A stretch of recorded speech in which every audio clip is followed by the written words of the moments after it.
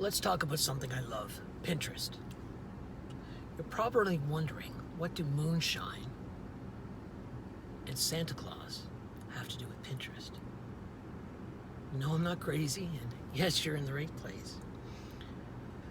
But each of these pictures represents a foundational concept that's critical to leveraging Pinterest as a marketing framework. To expand on that more, let me tell you a story. I grew up in Cape Breton in the 1970s, 80s. A small coastal town called Port Hawkesbury, hence the port in Port Hawkesbury. Now, Port Hawkesbury was home to farmers and fishermen, but it was primarily known as a pulp mill town, still is today.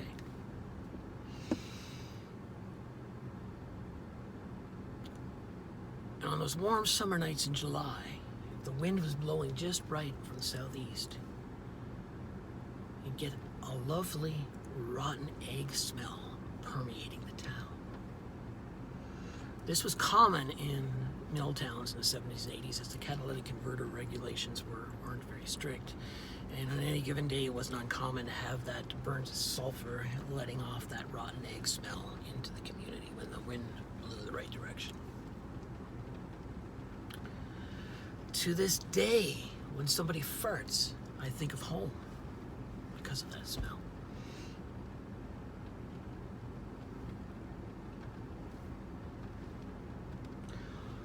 I'm going to take you back to that time frame of Cape Breton in the early 1980s. And it's important because it's where I learned and had my first experience in entrepreneurship and marketing. Now, my parents, like any parents, looking for an excuse to get kids out from under the feet during the summer and wanting to get me away from that rotten egg smell, would send me to a large part of the summers to the family farm in Gillis, Southwest Marguerite, Cape Breton. It was here that my Uncle Hugh taught me my first lessons in entrepreneurship.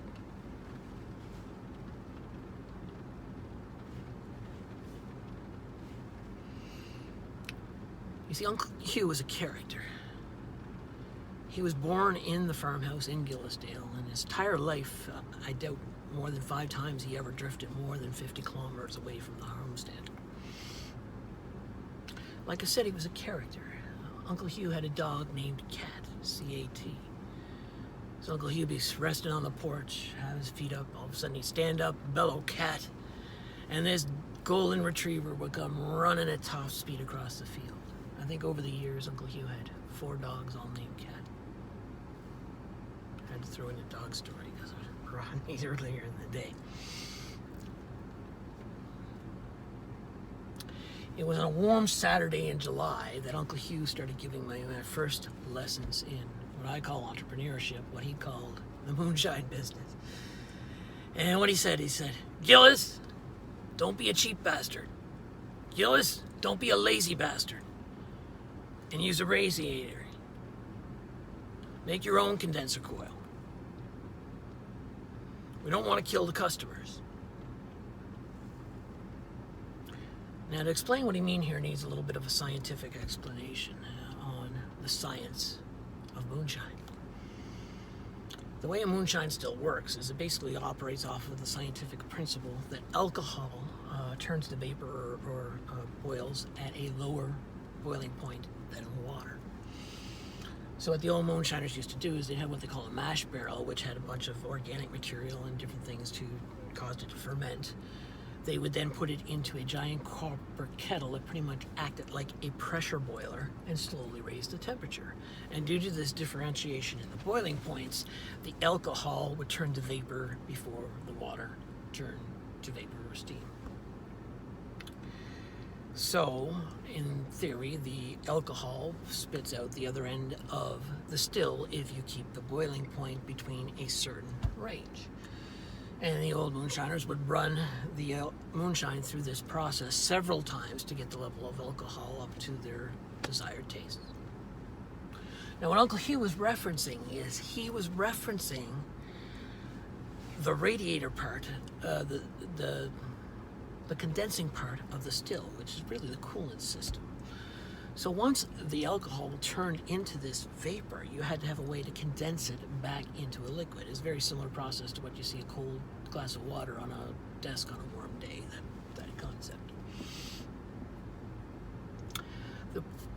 What the problem was back in these days is, and even earlier, was that a lot of the moonshiners were lazy. Rather than spending the time handcrafting their own condenser coil made of copper, it was quite an intensive task, they would get an old car or truck radiator. Now, the danger with radiators was that a lot of them were soldered or held together with lead.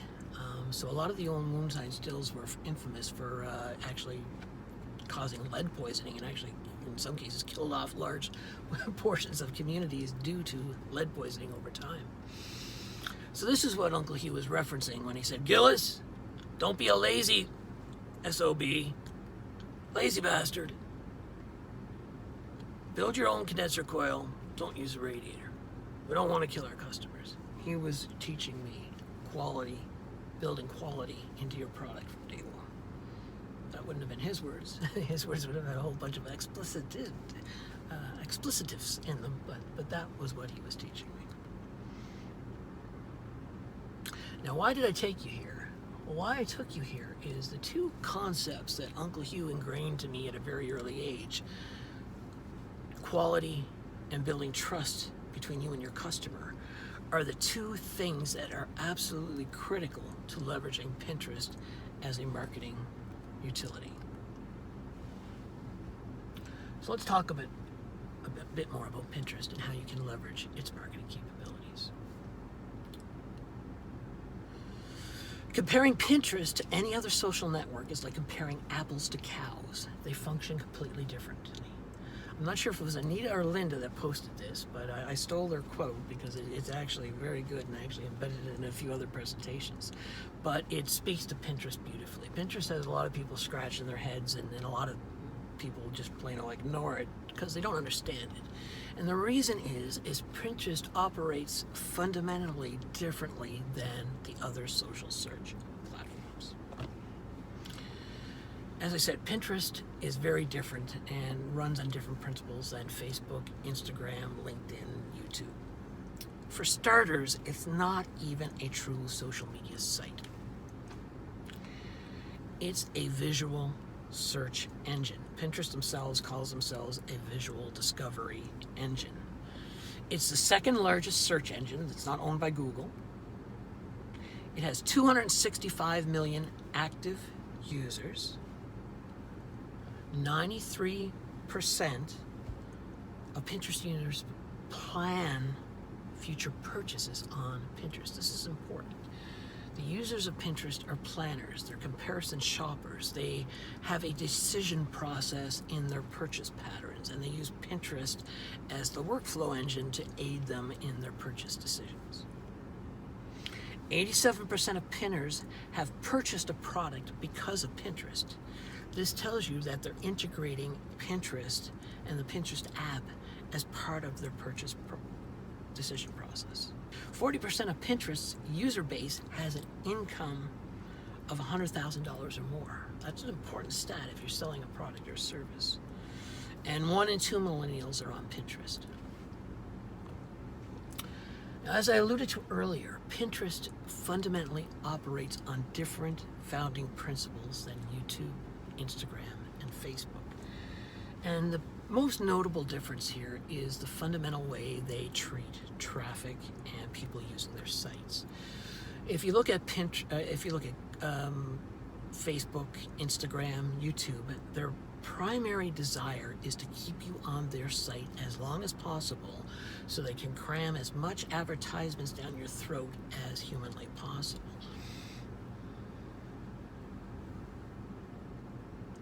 Pinterest operates on a different set of principles. Their CEO, even as recently as last month with the issuance of the IPO, came out and said, we see Pinterest as a utility, not as a utility.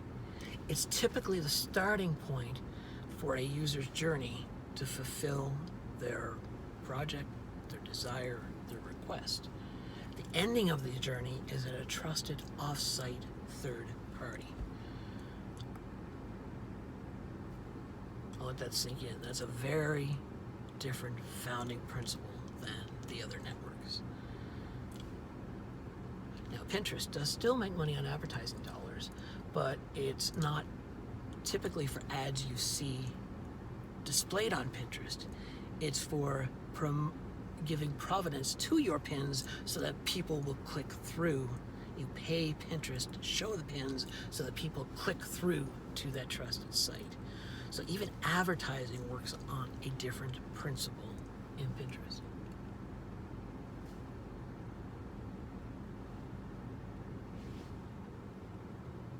Now let's look at some data to give you an idea of how powerful Pinterest can be. So for today's example, I'm going to show you actually my own company. It's Maritime Vintage. It's a small or local startup that's starting to get into the medium-sized range. But basically what we're looking at here is the stats for the last month. And basically what you can see is without adding any advertising dollars, I'm not in a position yet where we're putting advertising dollars in the mix, where we're still kind of bootstrapping things. But I get close to 5 million monthly results. Now, the point of note here is that with Maritime Vintage, we have 4 sales cycles a year. We're currently not in a sales cycle, so you're not seeing the full magnitude of pins we normally send out. When we're in a sales cycle, we'll take that standing number of 4 million monthly impressions, and once again, without adding any advertising dollars, all organic, we can actually quite easily crank that up to 10 to 14 million monthly impressions. We're going to talk more about impressions in a moment, but that's very powerful in marketing terms. Now, to show you the individual power of a Pinterest pin and put this into context, on any given day, I will send out between 80 and 200 pins. And what you're seeing here is an example of 2 of those pins and the reach those pins got. Now, you won't get this type of coverage on every pin, but it kind of shows you the magic that can happen if you configure your SEO the correct way and abide by the way Pinterest does things. And the key here is to having a trusted information source that is answering a question or fulfilling a tutorial or some kind of answer to a question. So Pinterest marketing relies on a very soft sell. You're typically not selling, you can sell products directly, and that does work, but to be really truly successful, you have to switch to a brand of selling that sells through storytelling and tutorials. And when you do that and you connect your pins to that trusted vlog, blog, or it can even be a podcast, as long as there's a trusted information source on the other end, you can have very great results. And then within that trusted information on the other source, you put your affiliate links or you put your for sale merchandise as a part of the information package. So if you look at these 2 examples, you can see one of my blogs had to do with how do you do set up a backyard garden decor on a thrift store budget. That was the title. But within that, we had very specific pins that dealt with doing stonework and how do-it-yourself stonework flowers, right? And you can see that was very successful. I had different variants of this. One would be how do you do stonework flowers, how do you do backyard garden design, backyard thrift store. So I would have many covers to this, all going to the same information source.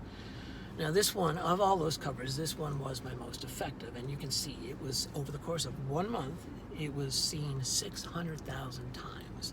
So that was 600,000 little billboards popped up at one point on someone's smart feed. Of that, 600,000 uses, 20,000 people actually hovered a mouse or scrolled the screen by my picture.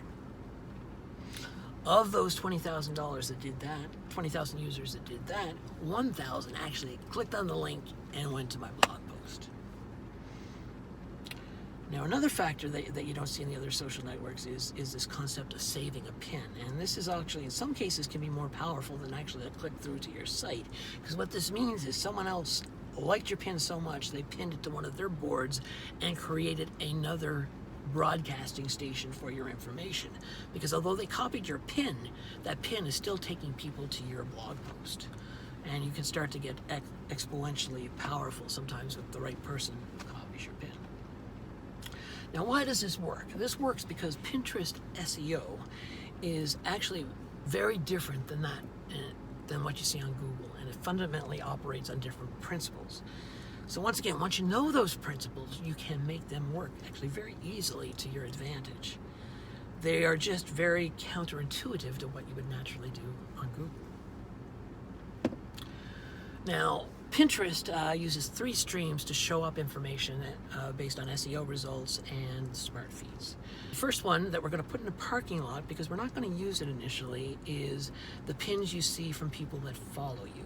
Now, as I said, Pinterest is primarily a search engine, so they don't put a whole lot of emphasis right now. That may change now after the IPO on followers. But keep in mind, followers do still dictate 1/3 of the pins any given user does see. But the marketing framework I'm going to show you today ignores, for the initial people starting to use Pinterest, ignores the follower bucket and focuses on these other 2 we're now going to talk about. Now, followers will become important over time, but if you start leveraging these other 2 we're going to go into correctly, your followers will slowly start to build up and you will get access to that 3rd stream. Now, the other 2 ways to get seen by users on Pinterest is related pins. So this would be you setting up your SEO the correct way so that when people are searching for something, you're one of the top results that come out in their smart feed after that they hit enter on that search. So we're going to spend a bit of time on that today.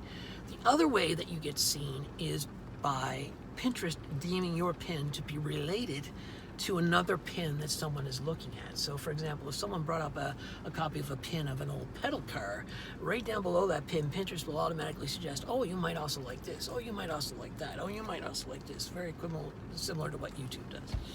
That's what this other feed is. So what we're going to do today is we're going to show you how to leverage Pinterest SEO to target searched results and suggested content. And over time, we'll start to build followers. We'll talk a bit about that too. But for today's purposes, we're going to ignore them on day 1 because the reality is they're just not as important on Pinterest as they are on other social platforms. Coming back again to, once again, Pinterest is primarily at this point in time a search engine. Now, another important point here is for Pinterest to work as a marketing engine, you've got to be more giving than receiving. And what this means is that the pins you put out on a daily basis to really get the true analytics effects, and a lot of people miss this, is you should be sending about 80% of your pins on any given day should be to other third-party trusted sources, and only 20% of the pins should be to your own site. Now, there is one caveat here. Pinterest, like any other social channel, doesn't like the other social platforms. So Pinterest will gladly send their users to a trusted third-party site like my site, Maritime Vintage, but they will not or do not like sending users to other social sites. So if the link in your pin goes to YouTube, goes to LinkedIn, goes to Amazon, it's not going to, not that it won't be totally ineffective, it's just not going to get the same type of results if you were going to a trusted third-party independent site. So once again, keeping this in context, is you could still scale the number of your own pins that are going out on a daily basis.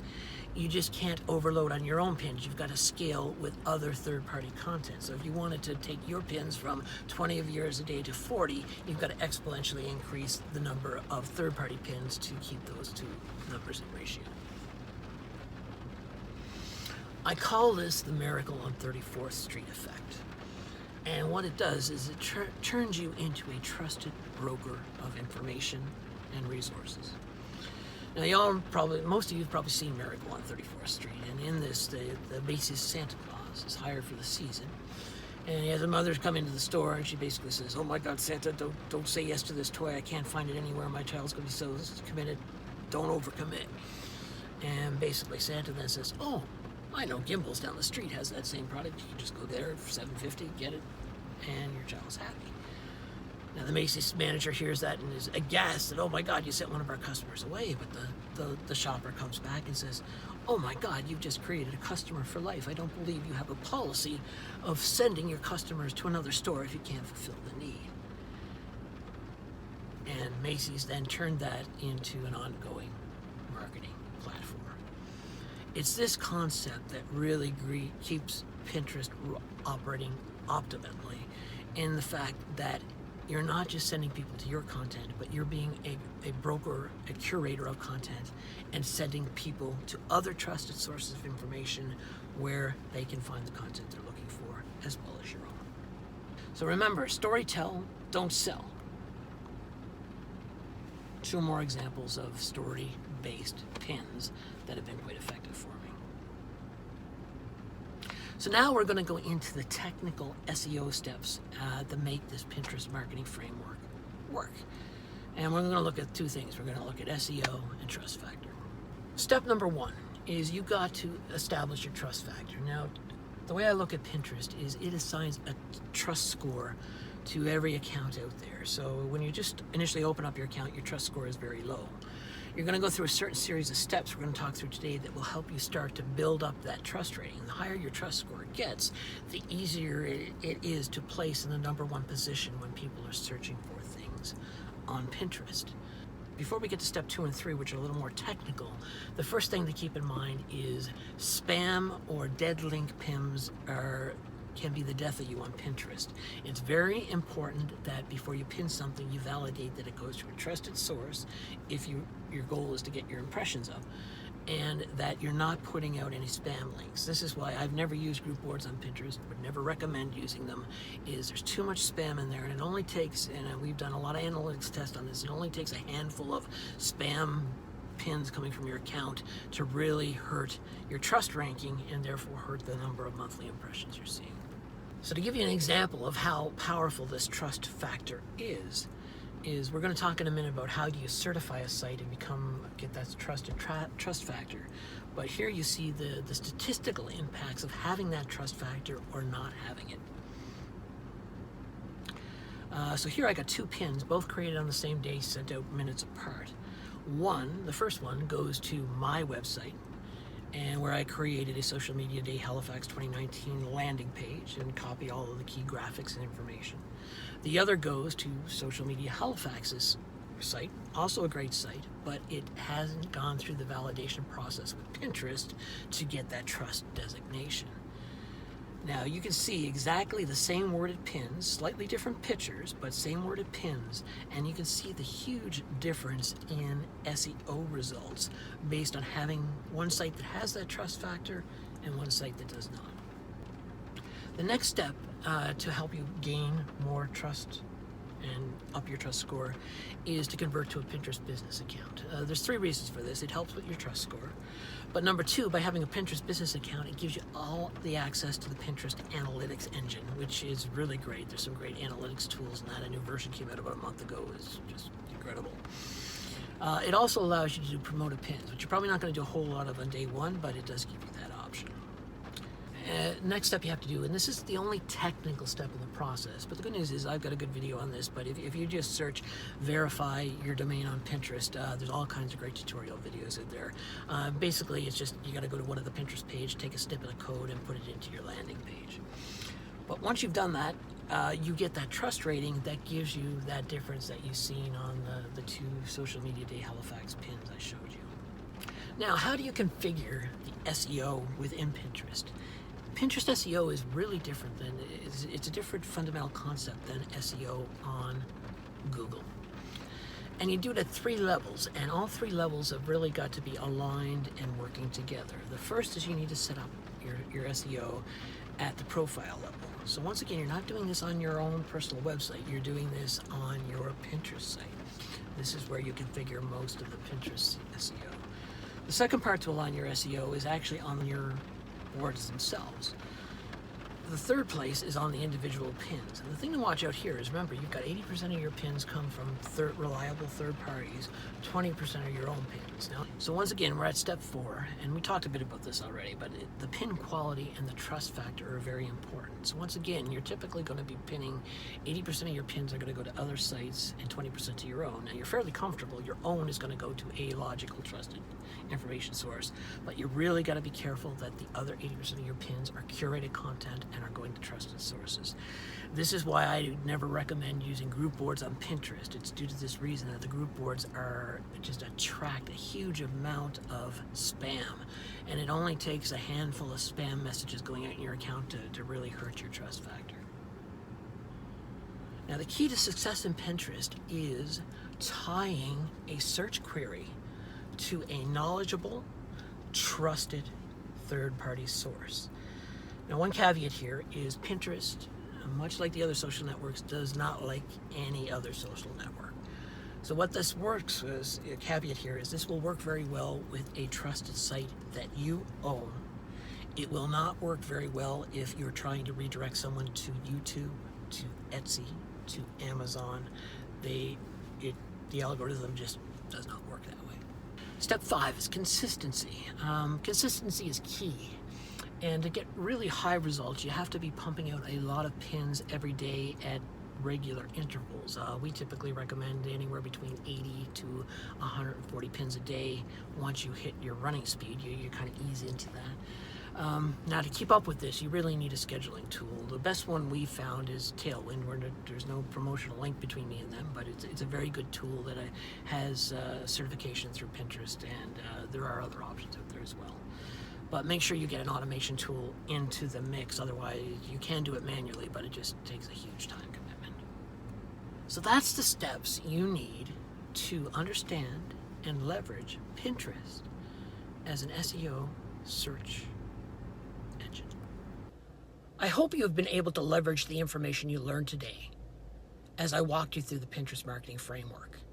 I have spent a great deal of time over the past several years honing these skills on the Pinterest site and applying them to a marketing framework.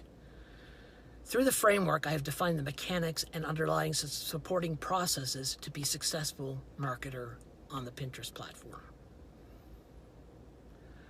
To understand this a bit more, let's look at a bit more detail into what a framework is. A framework is a structure or a logical way to classify, segment, and maintain something. A framework is not, I repeat, not a step-by-step recipe, in that it doesn't tell us what tools and processes to rely on. One of the main reasons I leverage a framework approach is due to the ever-increasing speed of functional and technical change on the social search platforms. The challenge with Pinterest and other social sites is that the social mechanics change at close to lightning speed. A framework leaves room for flexibility for the tools in this type of quickly changing technical and workflow-based environment. A framework also gives you flexibility in how you complete the steps. And although a framework provides much of the high-level workflow processes, it leaves room for lower-level processes and workflow updates, which are common and frequent on social search platforms. My Pinterest marketing framework exists to provide structure and direction on a preferred way to market on Pinterest without being too detailed or rigid. In essence, frameworks provide guidelines. To successfully execute a framework and to achieve the desired results, methodologies and processes are needed. As I said earlier, the challenge with Pinterest and other social search platforms is the rapid state of change. You will find that many of the key functions within Pinterest and other social search platforms change so quickly that most training courses are out of date even before they are released. Think of Pinterest communities, Pinterest groups, think of Facebook groups, and overall themes like the emergence and the dominance of newer features such as live video. You will need detailed methodologies and processes if you're to succeed with a marketing framework on Pinterest. To expand on this a bit, a methodology is an approach to doing something with a defined set of rules, methods, and activities. It includes deliverables and processes which typically serve to solve a specific problem. To be successful, it also takes detailed processes. A process is simply a well-defined set of steps and decision points for executing a specific task, usually housed within a template or a swim lane. Well-planned and understood processes are essential to your ability to automate business tasks. This is really where the magic happens, at the process level. Generally speaking, processes are highly repeatable, and if it can be repeated, it can be automated, with the exceptions of the occasional human intervention, of course. When working through processes and defining them, you need to be extremely detailed, otherwise attempts to automate will end badly. A good process helps you capture actions and decisions to outline sub-processes as required. The real benefits are released when you combine the framework, methodology, and process and utilize all three in the context of your business. The exact same approach won't work for every business, but every business, no matter how large or small, can benefit from applying these principles. I hope you enjoyed our Pinterest marketing framework video. As I alluded to earlier, one of the challenges with online training programs is the rapid state of change and workflow on sites like Pinterest, Instagram, and LinkedIn. I have found that I can release a detailed Pinterest process video at the start of the month, and many of these steps are obsolete or have changed by the end of the same month. Think of Pinterest hashtags, Pinterest communities, Pinterest native video. To mitigate this issue, I have created the Pinterest Adaptive Marketing Group. This is a membership group that helps you build and support your Pinterest marketing framework through the application of practical and timely methodologies and processes as you embark on your journey with the Pinterest marketing framework. The Adaptive Pinterest Marketing Group will help you focus and hone your Pinterest marketing skills. We share stories, methodologies, processes, templates, and workflow, along with community and storytelling. It consists of a dedicated tribe and community of Pinterest enthusiasts that can support you on your Pinterest marketing journey, and you can support them. Within the group, I will be releasing updated Pinterest methodologies, Pinterest processes and workflows that tie into scaling and building your business, video tutorials, along with online coaching and Q&A sessions, along with the built-in tribe support, allowing you to increase your maturity level within the Pinterest marketing platform. I am a project manager by training with over 20 plus years of experience. I use these highly tuned project management skills to infuse the Pinterest Adapters Marketing Group with a strong delivery and actionable mindset that includes actionable work breakdown structures, enhanced project management techniques, swim lanes, templates, video tutorials, group coaching and Q&A sessions, checklists, and process materials, along with some standard project management affairs such as status reports and decision requests. If the support of a knowledgeable, dedicated tribe and access to detailed Pinterest methodologies, processes, and materials and templates can be of help to you in your Pinterest journey, then I want to direct your attention to the waiting list to become a founding member of the Pinterest Adaptive Marketing membership site. To sign up to be a founding member, go to maritimeadaptivemedia.com and join us, a tribe of like-minded Pinterest marketers who support and nurture each other on our Pinterest marketing journey. So if you struggled with building an online presence, struggled to drive traffic to your landing pages, want to learn how to leverage Pinterest to build your tribe and drive customers to your brand and business through storytelling, you love Pinterest because it's in your bones and in your blood, or you may just be new to Pinterest but want to leverage its awesome marketing power in the Pinterest Adaptive Marketing Group, the Pinterest Adaptive Tribe may be for you. We want you to join. As I said, we are in the process of signing up a limited number of founding members for the Pinterest Adaptive Membership Group. You can go now to get your name on the list, and it will be a first come, first in, first assigned membership allotment when we do launch the Founders Group. Go to www.maritimeadaptivemedia.com to book your spot now. And don't wait too long to get on the waiting list, as founders will be granted access on a first come, first served basis. The reality is we have a limited number of founder seats and high demand through our loyal tribe of Pinterest followers. So go and sign up today at maritimeadaptivemedia.com. Remember, as a member, you will get access to monthly methodology updates, video tutorials, group coaching and Q&A sessions, process and swim lane material, as well as predefined sets of Pinterest pins. I hope you liked the Pinterest marketing framework and corresponding checklist.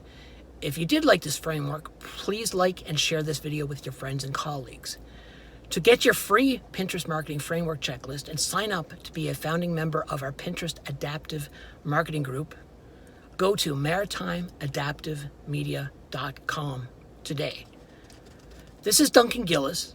Thank you for watching, and remember to watch out for those Cape Breton mountain chickens. And I look forward to seeing you as an active member of our Pinterest Adaptive Media Marketing Tribe.